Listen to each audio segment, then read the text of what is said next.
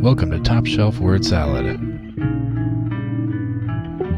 where Ben and Jason talk about books, music, movies, and media of all sorts.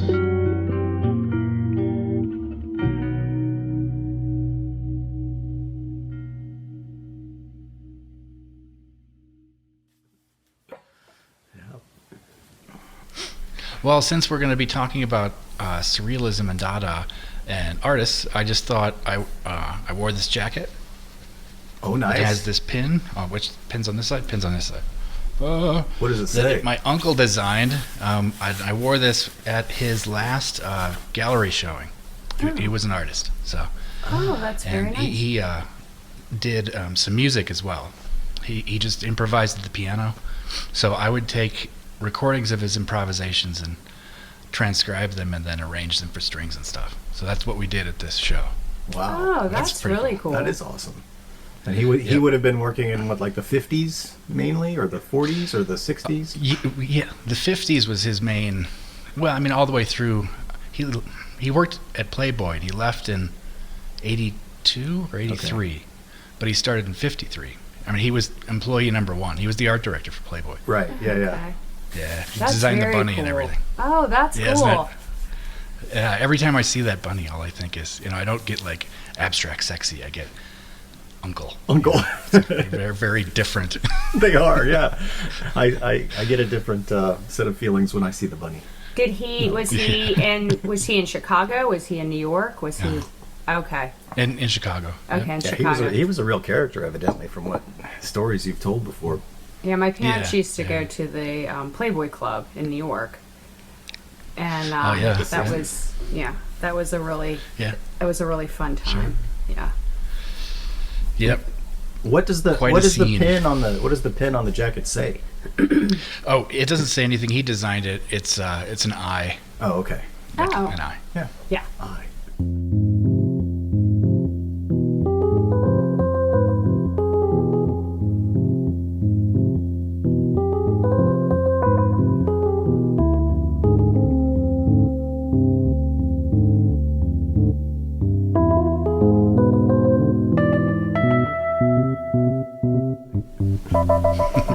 Yeah, I wore my make art, not war shirt. So. Shit, I'm overdressed.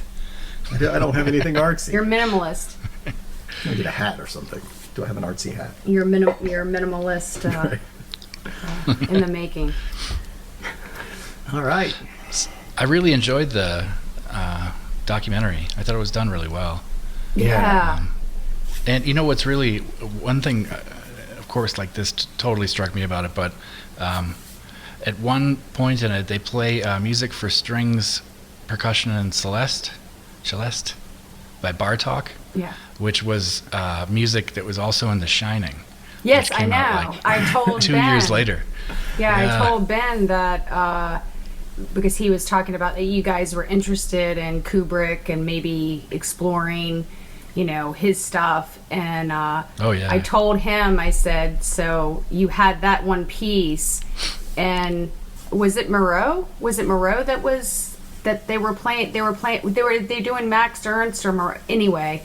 And then I think it was Moreau. Yeah. And then I was telling him, so on another level with that is when we watch Frasier is a Freudian, and when we watch that show, and he has that huge Moreau like down the hall he has because he's an art collector, and I'm like, it's like all these levels, and I'm like, oh my god, we're like art and cinema. Well, I mean, that's great. Yeah. Frasier's cinema, but it Kubrick, Frasier, and Bartók. Yeah. And Dada and surrealism. Exactly. Yep. Yeah, when you start looking at Dada and surrealist, and it plays into a lot of hands. Yeah, it was fun to. I grabbed this because I bought this like 20 years ago, and this is fantastic. So it's just a wonderful book. Okay. Oh, who is that one by? It's pretty shiny. Who is that by? It was from the Museum of Modern Art, but it's Rubin. Oh, is the last name. Honestly, I never even. I had watched another. William Rubin. Yeah, I had watched another one, and this guy, he evidently had gone through. He was walking down to the gallery to go see a Dada thing, and along the way he like points out like places where they hang out and stuff like that, and recites some poetry and tells some stories. But he had said that he had read, it was Surrealism. He said it was the best book he ever read. It was great. It took him back to, and I just saw Surrealism. I was like, oh my gosh, is that the book? Like, is it all everything's aligning and the universe is one? Yeah. I'm like, what? Jason had the book that I just watched, the movie that I watched. Yeah. So. I wouldn't be surprised. A lot of things that we're talking about and thinking about are overlapping a lot. They are, yeah, is. which is really great. You know, I'm kind of happy with that. Well, yeah, with your uncle and stuff, and like his work and stuff like that. That's that's very, seeing some of his work would be interesting. I don't know if you're going to put some of his pieces, montage in here. That would be nice, because I haven't seen it, and to see, because that's what that guy was saying when he was walking, that like his influences from like Magritte and stuff like that. They're like, Magritte is dead, Magritte is dead, Magritte, long live Magritte. And then he flashes up to these like ads in England, where it shows like a factory with something coming out of the top, and the bowler hat, and then the thing with the bowler hat, and of course Max Ernst did that too. So it was just the how the Dadaists were trying to frame themselves as not being bohemian, but the people that were critiquing them to look and act just like that kind of bourgeoisie, like a bougie thing that they would do.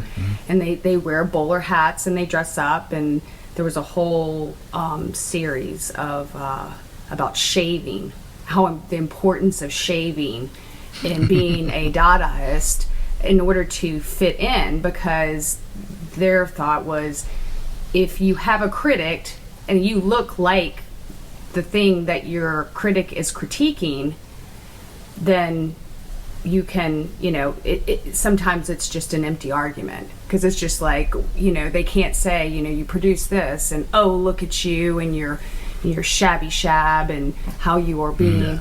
And so they would stop them in the tracks, and then they could blend too. So they'd be at a show, and there'd be this like, aristocrat kind of person there going, oh, can you believe this? And they'd be in their best, what is it, bib and tucker or whatever the heck he said. Right, and then he'd say, but I see this. And you're blending. They didn't even know it was an artist. And you're at this art showing, and it's like, and then they're like, well, actually, because they look at him, they're like, oh, you're one of me.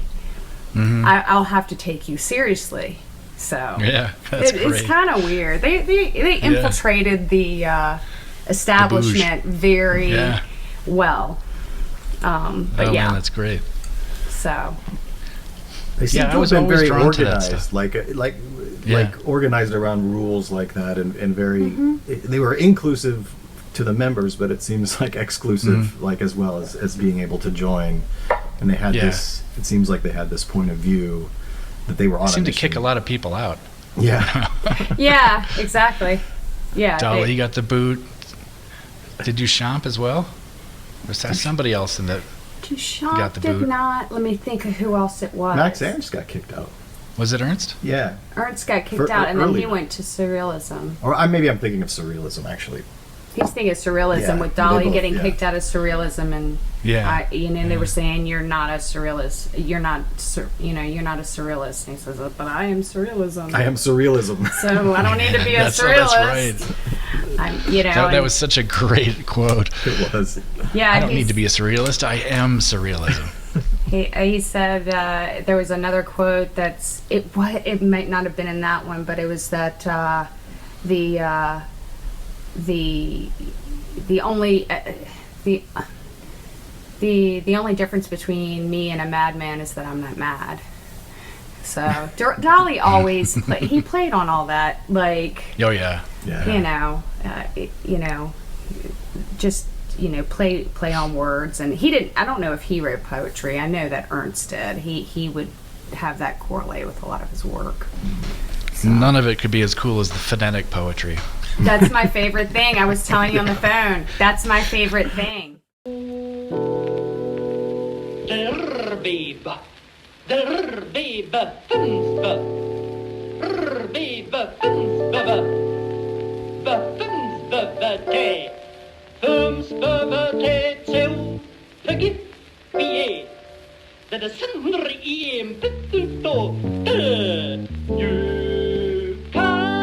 But yeah, both of those movements have always appealed to me, especially the aspect of surrealism where they essentially wanted to get the conscious mind either right in line with the subconscious mind or out of the way entirely and just allow the subconscious to kind of pour out.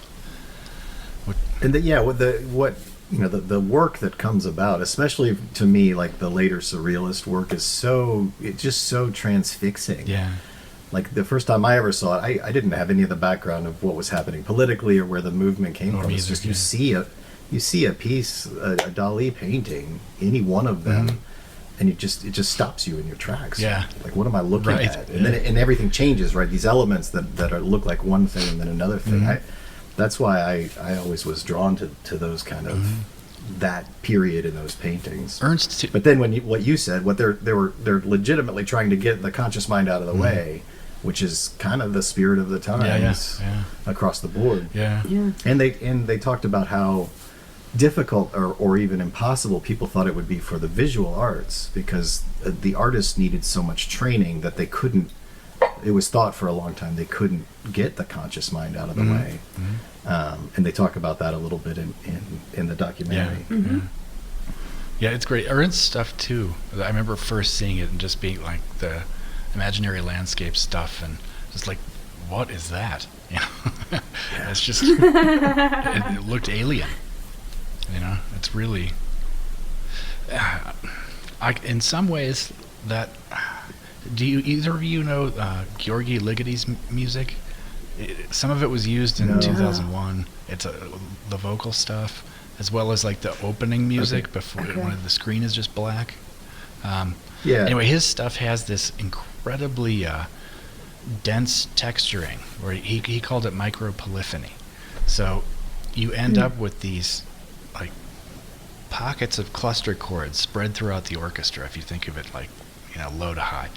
And he kind of moves those around a little bit, but it's often such an incredibly dense texture that you can't get a handle on anything, and it just leaves you feel like floating. It's always reminded me, like, I remember hearing his music, believe it or not, on the radio for the first time, like years ago in the 90s, and just thinking, this is alien music, you know, like this is not of this earth. And that's kind of how Ernst's stuff hit me the same way, like. You know, this is just, obviously he's got, you know, a really serious galactic passport, and he's just like painting the landscape of wherever it was he was visiting. It's just so unbelievably foreign. I was going to say surreal, but that'd be cheesy. As a matter of fact, it's rather surreal. Yeah, he was good. He was my main. That was the main reason I even had been looking at those documentaries before I'd even brought it on to Ben. Because I was deep diving. It's like I deep dive. Like I'll find somebody or an artist or something, and then I just like completely absorb and what they're doing, and that's like, oh, maybe I'll do these techniques. Maybe I'll try some of these, you know, this frottage or grattage or, you know. I'm already doing collage, so I was like, okay, maybe some of these like principles of how looking at something different or stepping back or the symbolism of stuff, and you know, how he carries that, you know, that bird kind of like creature throughout. Lop. The superior of the birds. Ben loves that. It was my absolute favorite part about it. I had never heard of it, I had seen some of the bird imagery, but I didn't realize it was an alter ego personality. Lop. I mean, of course, that's what it's called. Yeah, and I mean, it just makes perfect. Well, and that's how coming up with Dada. I think they literally just opened a book and pointed at the name, and it means different things to in different languages, but the meaning is inconsequential. The whole point is the meaning is no meaning. That's pretty wild. I didn't know about opening the book. Do you know how the Grateful Dead got their name? That's just insane. They opened up a dictionary, and that was the first thing Garcia's finger landed on. Grateful Dead.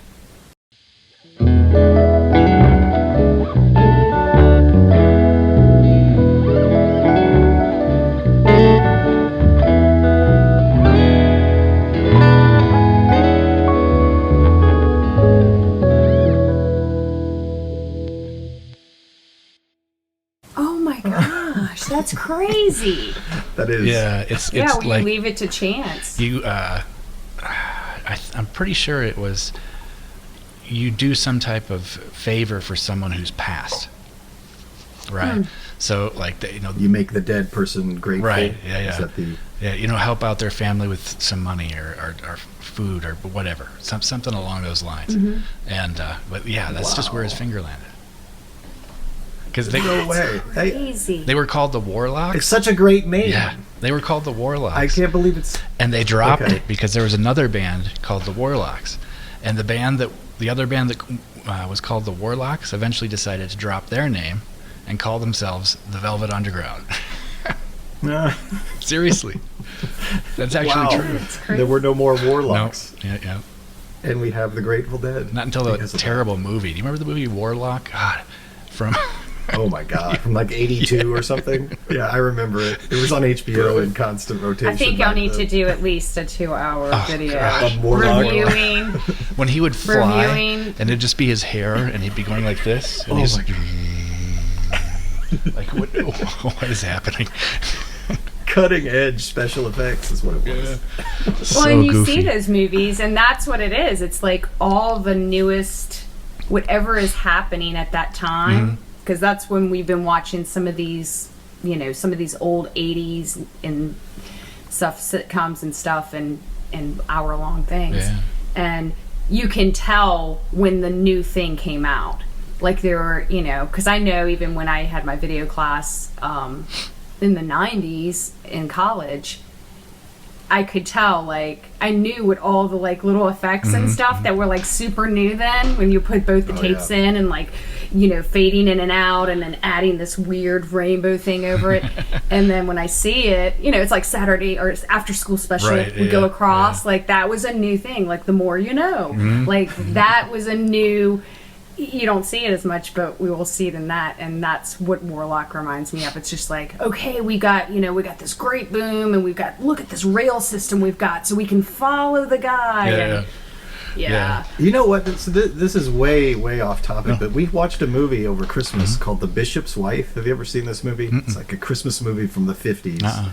And they actually there are special effects in there for good reason, and they actually hold up kind of really well. Nice. Considering that the movie's like 70 years old. It's black and white too, Wow. so that would cover a lot of. Like there's a scene where he's got a deck of cards, right, and the cards fly out of it, or he's got to organize like some address cards, and they fly out of his hand, and then they rotate, go back and then in. they go into the file box. Oh man, like in order. Wow. So that would happen it was probably a reverse. Yeah.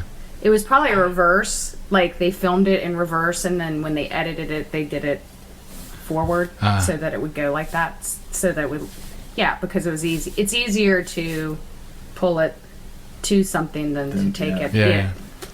Just the logistics of it, but it's totally. Yeah, that just made me think of that. The special effects. Sure. Yeah, all the Cary Grant movies. Well, it's like 2001, the slit scan sequence stuff at the end. It's just the color and everything. Kind of streaming at you. That stuff holds up beautifully, Some of it just does. really does. Because I watched 2001 a few months ago. Oh, nice. And I hadn't seen it. It's in like 30 years probably, and that's something I noticed was how well those special effects held up. And they don't always, They had iPads. They had freaking iPads. Yeah. Right. I mean, what? Yep. And video phones. Yeah. Yeah. That's so funny. I never, for some reason, visual art, I think because I've always been so music focused, I like the surrealists a lot, and some of the Dada stuff too. I remember because a lot of them have just struck me so hard when I first saw them, like the Ernst stuff, and like Duchamp's new Descending a Staircase. I just like, what? That's amazing, you know. But a lot of otherwise with visual art, for me, there's like no pattern that I can find to what I like, you know. I just like what I like. You know, it's kind of like, you know, I don't know how to describe it. A lot of people... Isn't that the same for music, though? Or no? Sometimes with music, I can get sucked into stuff that... like, I absolutely loved, this is Steve Reich's clapping music, which is just people clapping. Right? It's not that... But it's, you know, it's the whole... He developed this technique he called phasing, where you have a static pattern, and one person, like if it was two of us doing it, one of us would drop one note one time through and then start the pattern up again. So then the pattern's offset by an eighth note, and then you do it again. And you slowly move apart from each other, and all the stuff that I included something in the scale video like that little 7-note figure thing. So anyway. So you'd say maybe there's more with music. There's more of movements and groups of works that you would that you'd be drawn to, unlike with visual art. Yeah, and I can kind of geek out on the technical stuff. You know what I mean? Yeah. Like I like it because of the way it's constructed, but it isn't really something that I'd like to listen to, which doesn't seem to make sense. But I don't know, it does.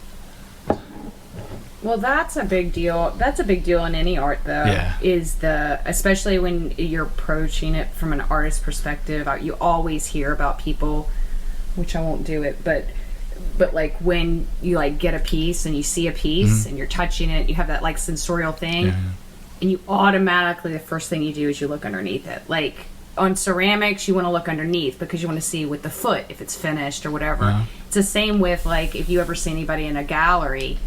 You know, some artists decide they'll frame it. They'll put, slat frame on it. Others will leave it so you can see all those layers of paint, and you will always see someone go like this. They'll kind of lean over and see, and then you deep dive. That's what Max Ernst. It was like you see these collages, and I'm like, and I like to see.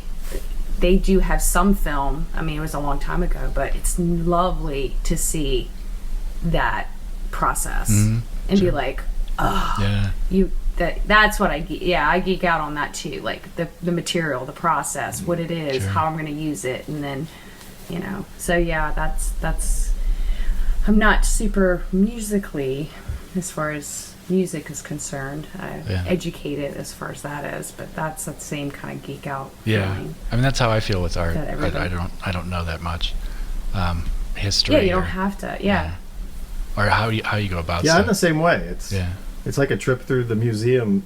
In every room, there's one or two things at least that I'm drawn to that I spend a lot more time taking in, but I don't know why. That's it's just maybe it's communicating something somehow.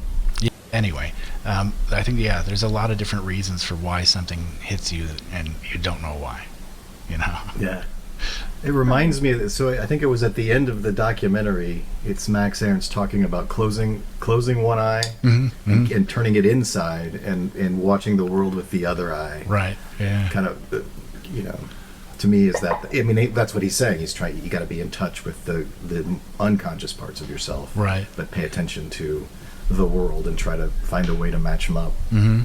Yeah. Well, and his love for, like, because I had mentioned this to Ben the other night too, is that you're basically not like secret pleasure, but you're like your secret passion. Something that you really connect with, and then he would find that in advertising. That's why I'm so interested in your uncles, because graphic design and stuff like that played a huge part.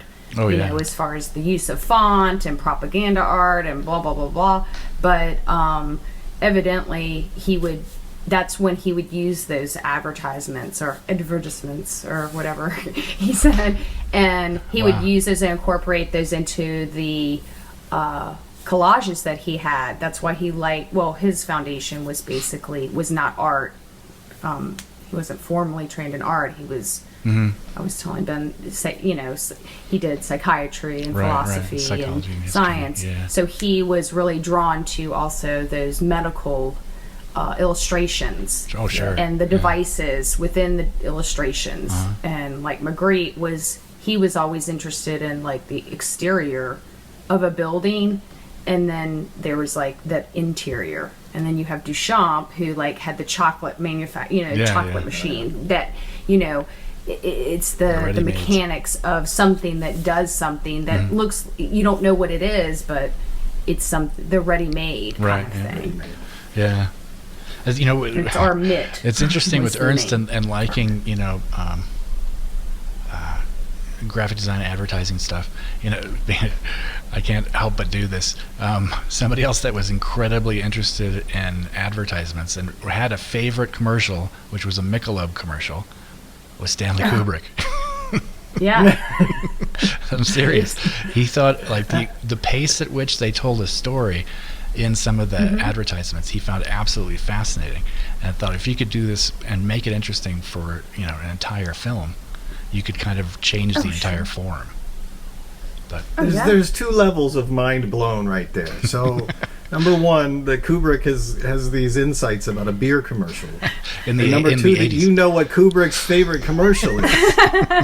What the hell, man? And you're like a stalker after the fact. But that's the thing. I'm busted. But it's all connected. Right, that's the rabbit hole. But that's the whole thing is like, whether you're enjoying like, it's all grabbing. Right, so it's like whether you're doing book or you're listening to a piece of music or you're looking at a piece of art, it's not so much understanding what you're seeing as much as you're relating to what you're seeing. Because it's a kind of confirmation bias. It's like, I like that piece, and then you'll maybe not say, you're like, well, I don't know why I like it, I just like it. But secretly, in the back of your mind, you like it because you're like, oh my gosh, like my first date was with the girl, and she had a sweater, and it had a heart on it. And that was the best date I ever had in my life. And that painting had a heart in it. You may know that or not know that. Yeah. There's your connection, and you're like, I don't know why I like it, but you might. Sure. It can be sneaky that way. Sure. And that's all that you're doing in art is the artist is just creating something that's from them and they're putting out there. It doesn't mean that it has to directly translate because everybody's unique. So it just you connect, but you don't actually, you're not trying to like nail it on the dartboard and have this. Yeah. Advertising is trying to hit a lot of nails on the head. Yeah. But art it's much more personal.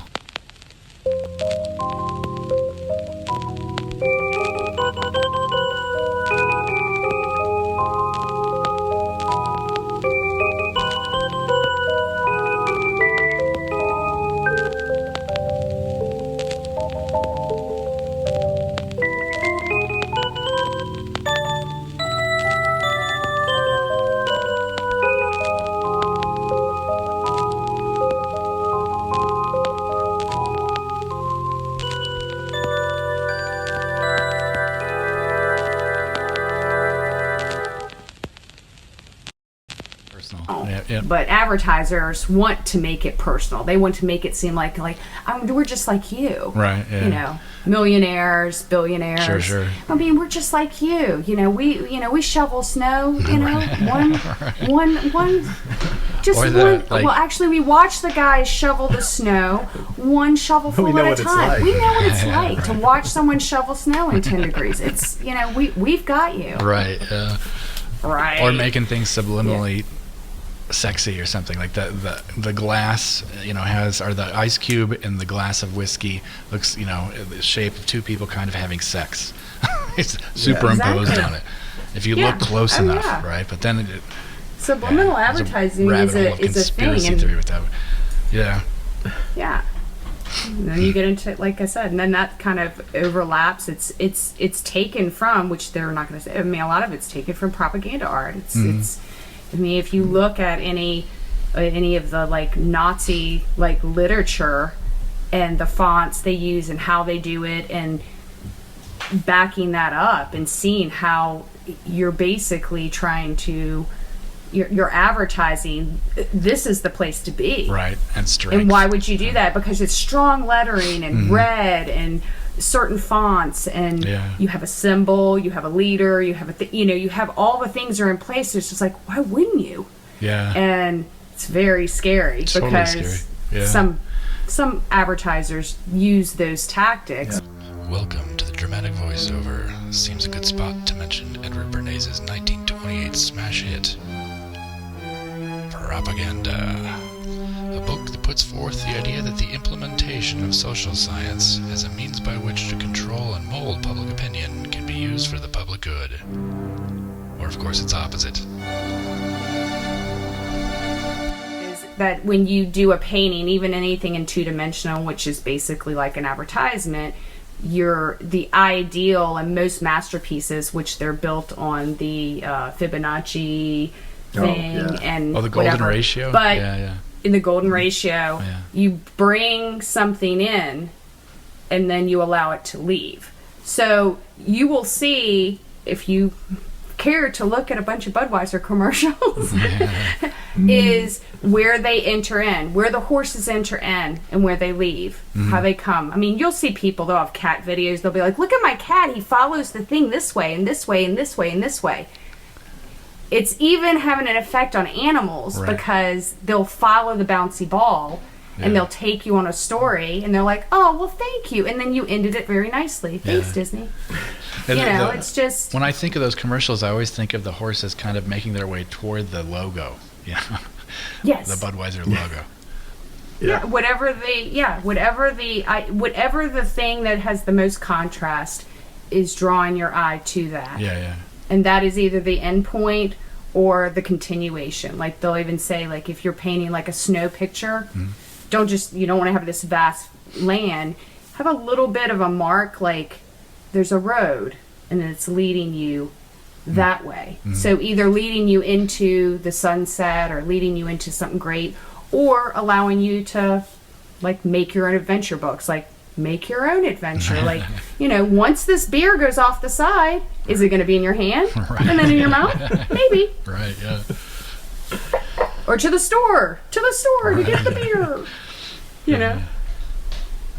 It's all connected. It's, and Dada and Surrealism, and we'll bring it back to where we were. Right, and specifically, there was a part about the Nazi propaganda, and it was the Surrealists who were subverting those images, right? So they were taking the propaganda images and just fucking with them a little bit, and which the ones they showed were so interesting. I'd never really seen any of them. I hadn't either. Yeah. And the Dada guys at the, I think it was, if I remember correctly, but they had a German soldier, like a mannequin dressed up as one, kind of nailed to the ceiling. Yep. Yeah. The pig face. Yeah, right. So, was it at a bar or something? Yeah. Or where they gathered, I guess it was. They called it something, but I can't remember. But I remember the pig face, and it's like hovering. And he's got the face of a pig. And so there's all these kind of things like, we killed him, he's hung.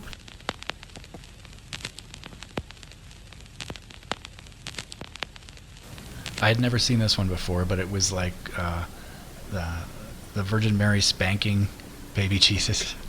Oh, the fishwife. That was my favorite. Yeah, that's the fishwife. His father, after he painted that, sent him a letter and basically cursed him and said, you've embarrassed our family. Wow. You've gone too far. Wow.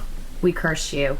And because his dad did art, amateur. as well. Like he did religious art. He would reproduce. And they showed a painting of his dad's there. But when they showed that painting, and then they showed the inspirational painting, to me that was where, like, I Yeah. already was enjoying the painting when they showed it, but when they Right, showed the painting that he was referencing, you see the color of the top, and then you just go back and forth between the two, and you can see, you know, the surrealists behind the window kind of looking through that painting and then at this other painting.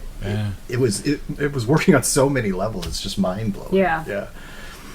And it's not a mistake that he, like, you have that swooping. He brings you in from that top corner, brings you down to the actual subject matter. I started right on the butt, and that's right. And that's I did. That's and that's and then the halo that was falling off. But you will come back down too. Right, I did follow the path. You keep that's the slip and slide. There you get that nice curve. Yeah, you reverse it.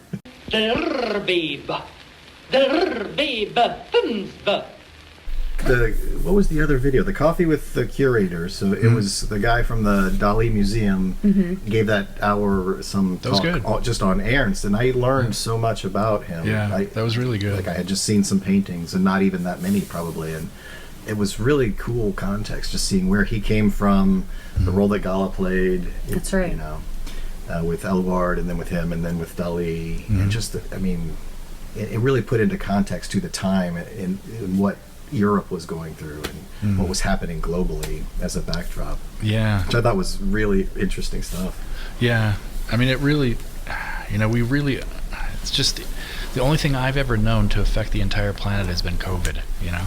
But I can't imagine a time period where you have this, you know, fascistic and nationalistic lunatics, you know, determined to take over all of Europe, more or less, if not everything, you know, for the sake of making themselves, I don't know, getting over it, being embarrassed about World War I. I don't know. You know, just getting rid of that history, just, you know. But I mean, I can't imagine being in that. I mean, it's just like an entire generation of Europeans had PTSD and didn't know what it was. Yeah. You know. Yeah. And there was something too about I think this was more from the documentary, but if you connect Dada and Surrealism, and you start just before World War I and you end in the lead up to the Nazism and all the fascism that was happening, it's for the first time in my life thinking about these things, all of that came across as one connected arced movement. So my whole life I've thought about World War I as a period and then World War II as a period. And I never really, you kind of know intuitively that it's all connected, but it's a very short period of time. We're talking about 35 years. Right. And so now, and I guess with the benefit of having lived through the last 30, 40 years, it's not that much time. So it's all one thing. And I think that the art movements, as they evolve, kind of show that. They mirror the evolution of whatever politically and militarily is happening. I think you're right. Yeah, a lot of the arts in general. But it's like with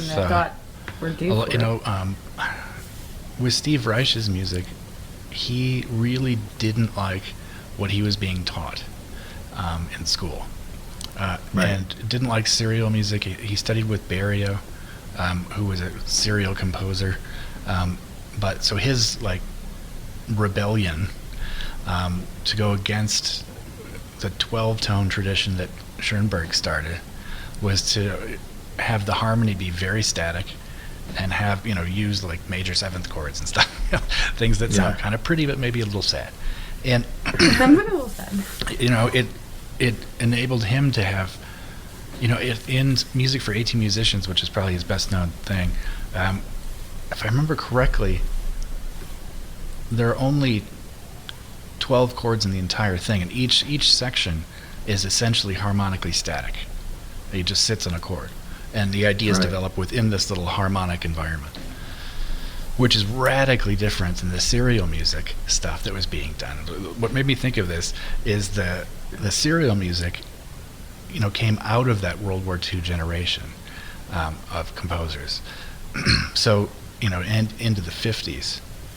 And so some of it is just so unbelievably structured that it's structured off of usually some type of interrelation of numbers.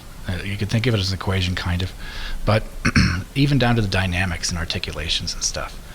And what's amazing is if you listen to something by like some of Boulez's serial music, and then you listen to a piece by John Cage where he got, a set of dice and would roll them, and whatever they landed on, that was the pitch. And so that'd be the next note in the melody, right? The two, if you play them one after the next, they kind of sound alike. Really? Yeah. It's so random, it just doesn't stick. It's just kind of beep boop, stock house and stuff. I don't know. So, it's interesting to think about how, this thing that took over the planet, that, the idea of, the World War I, people called the war to end all wars. Right. Not the best title, So by the end of World War II, and this thing that took over the entire planet's attention, it ends up kind of reflected in art in a lot of different ways, Yeah. In music, it was kind of like this mad desire to have your own system, like Schoenberg did, and also to have total control. Yeah. Coming out of a period of total chaos. Oh, totally right. Yeah. Yeah. It's as a response to that in all kinds of different ways too. Just think about the development of technology at that time. Yeah. The rise of automations and machines being in your homes, and this is from an American perspective, but yeah, sure. And coming out of World War II, this is like the rise of the suburbs and the great affluence. Yeah. All is like complete about faces from what people had been dealing with, and I think enough to start a new arc, a new bounce towards something else, maybe. Yeah. I think of it. Remember the Graduate movie, The Graduate, when his name's Benjamin in the movie, right? Yeah, Ben. Yeah, and I just remember the guy right before he ends up in the pool, at the bottom of the pool, like trying to hide from everybody by being underwater, and the guy says, "I have one word for you: plastics." That's right. The new development of the new technology that is perfectly lampooned in that movie. Plastics, Ben. I think he uses the name Ben in it too. It's gotta go a long way. Just put that in there. Maybe you just put that in there. Yep. But well, didn't Eno have a whole set of cards? They were like the creativity cards. Oh yeah. I don't know. He has a whole, his system was, he have all of these, I can't remember who you were. I'm not, like I said, I'm not totally, as far as my music history. Mm-hmm. But I thought he has a whole, I thought they were just called Eno cards, which was... You play Eno? That's great. It's like Well, Uno. it was Eno. I think... Reverse. Yeah, Eno. Play Eno. He'd go skip 2. Yeah. Oh, that's How great. can I lose a lot of friends? Yeah, Reverse. Right. Yeah, but it was something like it was like to spark creativity in order to writing music, Mm-hmm. and he would have these that he would go to. As far as I remember us this was a long talking time about ago, that, yeah. but he would pick it out and it would say something like, "Stand up and walk over to the wall and shout your mother's name, and then walk and sit back down and then create." Like it was kind of like Wow. Knock you out of your... spark. Yeah. Yeah. To get you out of if you're having a hard time, if you have this writer's block, Right. Yeah. this was and you could go on to the next card or whatever like that. But I just thought it was interesting to have that kind of, because that's, if you see, I'm sure you've watched one or two any kind of self-help with creativity block, or you've seen people that are with their bro marketing, hey, you want to create, are you stuck? I can get you unstuck. Just do these 3 things. Follow me. But yeah, so hopefully that's, I've seen a lot of them, and they're always just like, the artist and the white canvas, don't get white canvas flu. Like, oh, I can't do this. Just start That's bold. great. And have you ever heard of white coat hypertension? No. When you go to the doctor, people often their blood pressure is high at the doctor sure. and so they relate it to white coat hypertension. But I can see white canvas hypertension as well. Yeah, it is white canvas hypertension. Yeah. What am I gonna do? That's funny. Yeah. That's probably why if your blood pressure is low and you're in the doctor's office, they like lose their crap. And it's like, wait a minute. You're supposed to be more nervous than Like- this. Right. Yeah. What's happening? We have a psychopath. But yeah. So, yeah, we have a psychopath. We have someone that... Just making a note in here. Maybe. It was like, yeah, you might be having a little problem that they like to be here. But yeah, so the Eno cards and that kind of like creativity spark, I mean, I don't think he obviously was not like marketing this like thing. They are for sale. Someone is selling them. This like you The can Eno buy. cards? They buy. Yeah. Oh. They I thought it will. was like They will that. put. This isn't your normal Uno stack. Right. Yeah. Or even 2 sets of Uno stack, which some people do.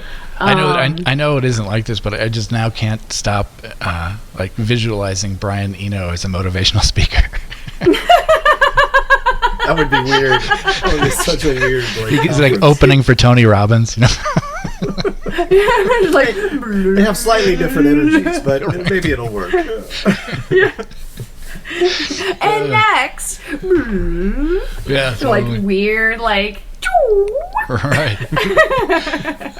And then hilariously like non-motivational stories. When I was in Roxy Music, when I got stuck, I did cocaine. Don't do that. It worked for me. Yeah. When you make your first $20, don't frame it. Right. Use it. Right. Yeah. I just came across it. I guess I was just, I don't know. remember. I was It wasn't probably too long doing ago. some deep diving on some kind of like creative process or I'd say chances are good. Yeah. chances are good. I probably have investigated it to death. It's kind of like, but yeah. one thing in the documentary that reminded me of something was, I don't remember the guy's name, but somebody was like portraying him. It was the younger guy with the glasses that had a monologue a couple Yeah. times. Yeah. But he was talking about if you want to make a Dada poem, just, get the paper, cut up everything, and then toss it in a bag, cut up into words or Yeah, whatever. and then you pull it. Yeah. And Burroughs actually wrote like that on purpose, right? Because he found it inspiring to kick him out of his normal train of thought by having all this random stuff, assorted in front of him and trying to make a story out of that. So the book, Really? The Wild Boys, and Okay. was it The Soft Machine, or I might be mixing stuff up. Anyway, they were both done like that. Like when you say done like that, like he would do that to get himself started, like he would, or what the entire thing was written like randomly. It was written, well, it was randomly inspired, right? So he would Okay. construct something out of whatever was there, and then some, would kind of force some type of sense on it, Probably a whole lot more sense than Naked Lunch would. Naked Lunch was a slog. Yeah. The later books that he wrote in that same vein, The Place at Dead Roads and Cities of the Red Night, and I forget the other one. They're great. They're really good. And they're like a coherent Naked Lunch. Okay. Oh, okay. But I There's remember a author. there was a story Go ahead. with, I think it was Ginsberg went to visit him in Tunisia, because he was in Tunisia because that's where the really bitchin' heroin was. You get heroin super cheap, so that's where he wrote Naked Lunch, and he had pages and pages like that he sometimes would knock over, and then just reassemble, like they weren't numbered. Yeah. Right. So he just stack them back up. Reads good to me, So, Wow.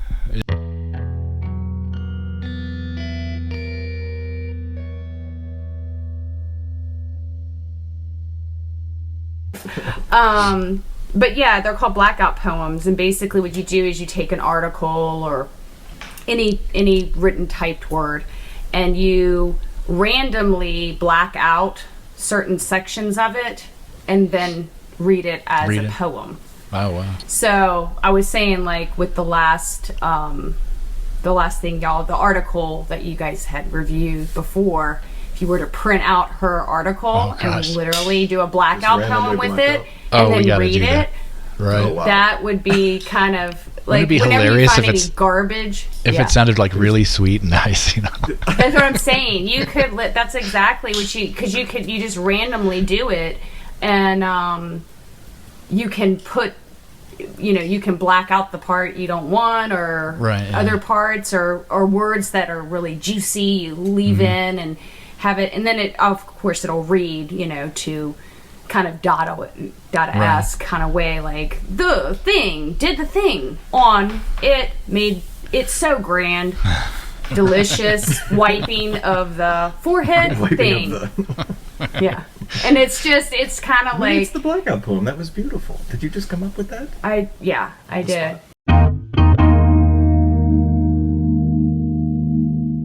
No, but yeah, those blackout poems are amazing. But it was just, it's to spark creativity. It's not so much you're trying to... I mean, some people would use them, but...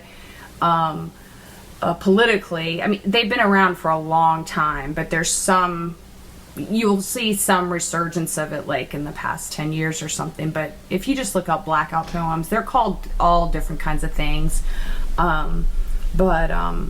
Yeah, it's a really cool way to, like, even if you're just... I thought it would be... I don't read music, but I thought it would be so interesting to do that with a piece of music. Oh, wow.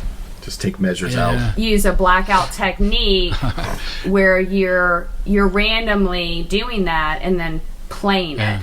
And it's kind of the same thing you were saying, where you pull bits and pieces and you're like collaging music back in that kind of 2001 kind of esque way, and then you get that kind of space, because all the parts you like. It's not that I mean, that article y'all don't like, but the music you do like, or it's a technique that I would use too, is where you go through several pieces that you have in your sketchbook, and you take out those pieces, and then you put that on its own on the page to highlight that, and then you can bring it in. But cool. Blackout poetry is really cool. It's a good exercise, I think, in free writing.